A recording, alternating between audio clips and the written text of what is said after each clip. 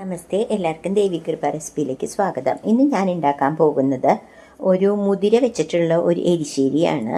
അപ്പോൾ വളരെ ടേസ്റ്റിയാണ്. ഈ കർക്കിടക മാസത്തിൽ കഴിക്കേണ്ട ഒരു കറിയാണ്.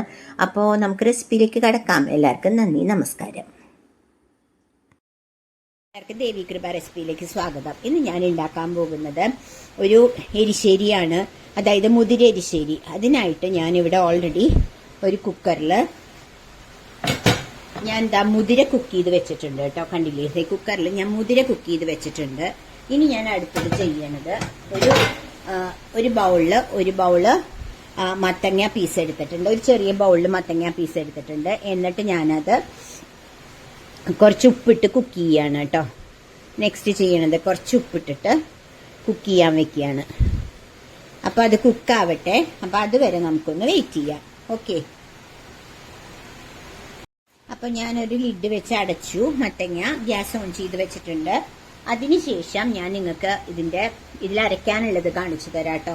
അതായത് തേങ്ങ എടുത്തിട്ടുണ്ട് ഞാൻ, പിന്നെ ജീരകം എടുത്തിട്ടുണ്ട്, ഒരു 3-4 ചെറിയ ഉള്ളി എടുത്തിട്ടുണ്ട്. മുളക് എന്ന് പറയുന്നത് വറ്റൽ മുളകാണ് കേട്ടോ എടുത്തേക്കുന്നത്, അല്ലാണ്ട് മുളക് പൊടിയോ പച്ചമുളകോ അല്ല. ഇങ്ങനത്തെ വറ്റൽ മുളകാണ് ഒരു 5-6 എടുത്തേക്കുന്നത്. അത് നമ്മൾ എരിവിനനുസരിച്ച് ഇടുക. ഇതിന്റെ ഒരു സ്പെഷ്യാലിറ്റി ആണ് കേട്ടോ. ഈ കറിക്ക് ഈ ഒരു മുളകാണ് അരയ്ക്കേണ്ടത്. അപ്പോൾ ഞാൻ ഇവിടെ മത്തങ്ങ കുക്ക് ചെയ്യണ നേരം കൊണ്ട് ഞാനിത് അരച്ചിട്ട് വരാം കേട്ടോ. ഒന്ന് വെയിറ്റ് ചെയ്യണേ.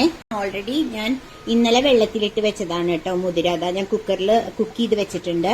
ഇന്നലെ വെള്ളത്തിലിട്ട് വെച്ചിട്ട് ഇന്ന് രാവിലെ എടുത്ത് അതൊന്നും കൂടി കഴുകി കുക്ക് ചെയ്യാൻ വെച്ചു. എന്നിട്ട് ഒരു 6 വിസില് അടിച്ചിട്ടുണ്ട് കേട്ടോ. അപ്പം നല്ല അടിപൊളിയായിട്ട് ഞാൻ കാണിച്ചു തരാം നിങ്ങളെ. ഇതാ കുറച്ചെടുത്തിട്ട് ഞാൻ ഇത് പ്രസ് ചെയ്ത് കാണിച്ചു തരാം. കണ്ടോ, നല്ല അടിപൊളിയായിട്ട് കുക്കായിട്ടുണ്ട് കേട്ടോ.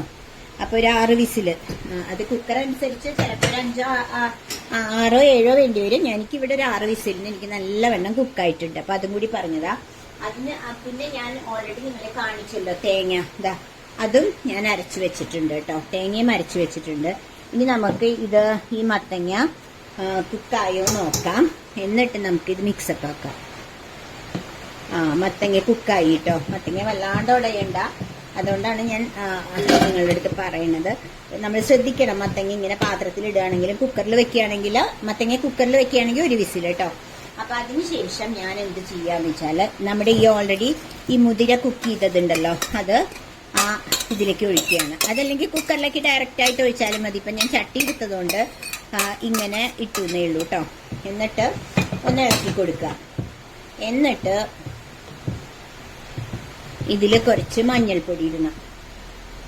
ഈ മഞ്ഞൾപ്പൊടി ഞാൻ എന്റെ ഷെൽഫിലാണ് വെച്ചിരുന്നത്. അപ്പോൾ ഇന്നലെ എന്റെ ഒരു സബ്സ്ക്രൈബർ എന്റെ അടുത്ത് പറഞ്ഞു, മഞ്ഞൾപ്പൊടി എപ്പോഴും ലാസ്റ്റാണ് ഞാൻ ഇടാറ്. സത്യം, ഞാൻ ചിലപ്പോൾ മറന്നു പോകും. കുറച്ച് ദൂരെയാണ് ഷെൽഫിൽ വെച്ചിരിക്കണേ. അപ്പൊ ഞാനിപ്പോൾ അടുത്തെടുത്ത് വെച്ചിരിക്കുക കേട്ടോ, മഞ്ഞൾപ്പൊടി മറക്കാതിരിക്കാൻ.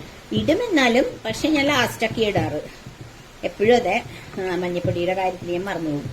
അപ്പൊ കണ്ടില്ലേ, ഇതേ മഞ്ഞൾപ്പൊടി ഇട്ടു കേട്ടോ. പിന്നെ ഞാൻ തേങ്ങ അരച്ചല്ലോ, അപ്പൊ ഞാൻ ആ തേങ്ങയും കൂടി ഇട്ട് കഴിഞ്ഞാൽ നമ്മുടെ ഈ പരിപാടി കഴിയാണ് കേട്ടോ. കണ്ടില്ലേ,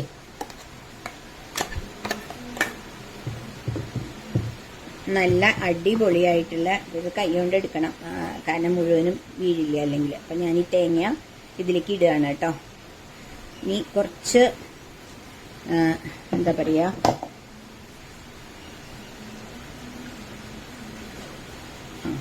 ഇനി ഇതൊന്ന് തിളയ്ക്കണ വരെ നമ്മളൊന്ന് വെയിറ്റ് ചെയ്യണേ.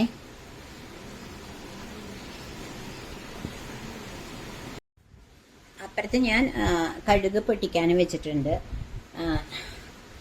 പക്ഷെ എനിക്ക് എൻ്റെ കയ്യിൽ കരിവേപ്പില ഉണ്ട്. ഇവിടെ കരിവേപ്പില ഉണ്ട്. പക്ഷെ എനിക്ക് മുറ്റത്ത് ഭയങ്കര മഴ, മുറ്റത്തല്ല മഴ നല്ലോണം പെയ്യുന്നുണ്ട്.